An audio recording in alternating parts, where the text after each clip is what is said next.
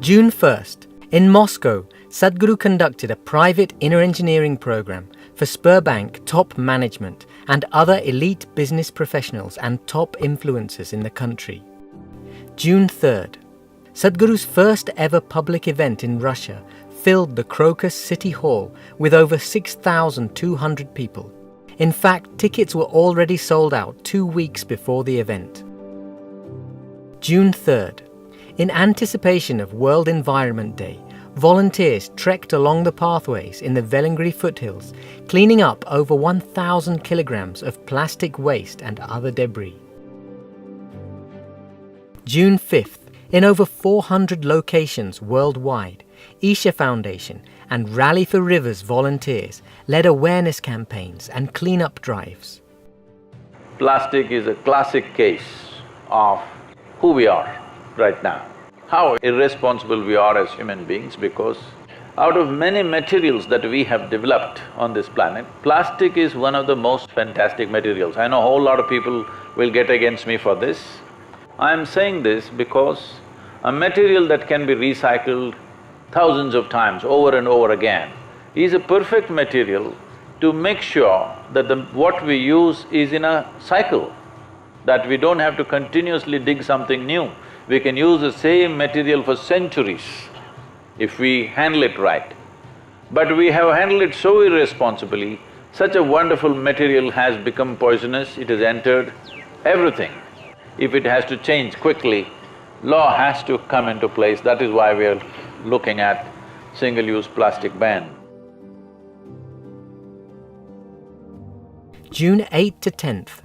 A group of nearly 80 leading HR practitioners, CEOs and entrepreneurs gathered at Isha Yoga Center for a unique 3-day leadership conclave presented by Isha Leadership Academy.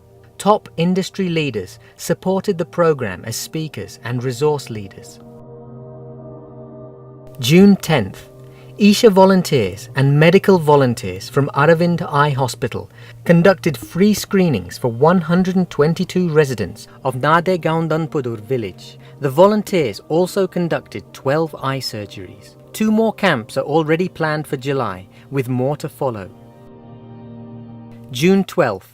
On a rainy Shivaratri night at Isha Yoga Center, brahmacharis were delighted to have a meet with Sadhguru after a gap of 6 months. From June 13th, 522 participants completed the 21-day Hatha Yoga program, which was supported by the Isha Hatha School of Yoga teachers. June 17th, Sadhguru addresses army personnel at the Defence Services Staff College in Wellington, Connor. June 19th. If a human being has to function in extreme situations, the most important aspects are balance, clarity, and a limitless sense of exuberance towards what we're doing. The times of peace are the most difficult times, I believe, for the army. Because when there's nothing happening, you have to be alert and do everything that has to be done.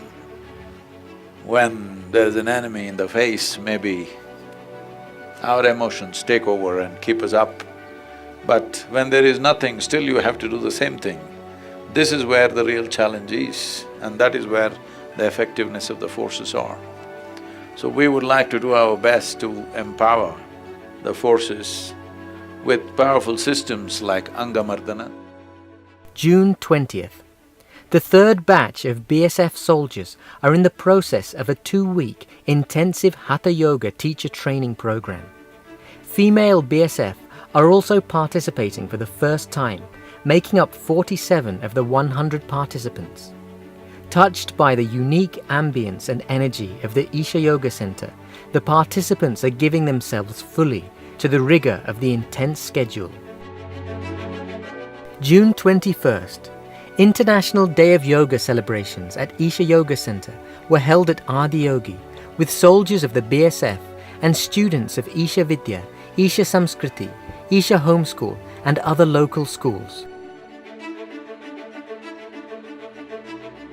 Around the world, over 850 sessions, offered simple and powerful yogic practices to more than 100,000 people, including sessions in 12 states in India, and globally in Australia, Africa, US, Singapore, China, Malaysia, Oman, Lebanon, and more. Volunteers were specially trained to conduct the events. 60 sessions for defense personnel reached over 7,000 participants, and 16 sessions were held in prisons across Tamil Nadu. Over 1,000 further sessions are still to come.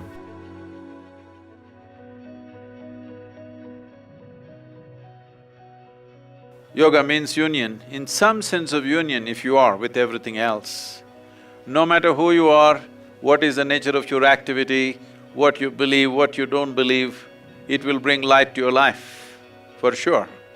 So, as a part of this, on this International Day of Yoga, 21st of June, 2018, being here with the Siachen warriors, it is my privilege and honor to be here among the bravest men of our country, and we are deeply humbled by many legends of your courage and things that have been done here.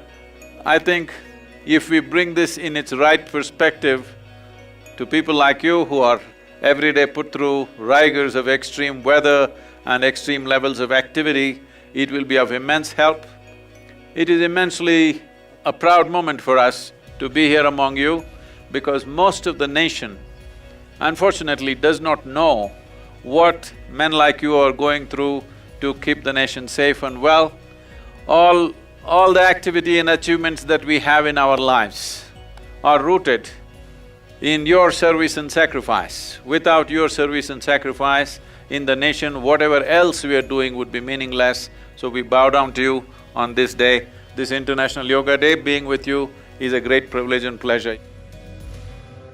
June 24th, on the occasion of the 19th anniversary of the Dhyanalinga consecration, multi-religious and devotional chants were offered throughout the day by Isha Brahmacharis and residents, Isha Samskriti students and guests.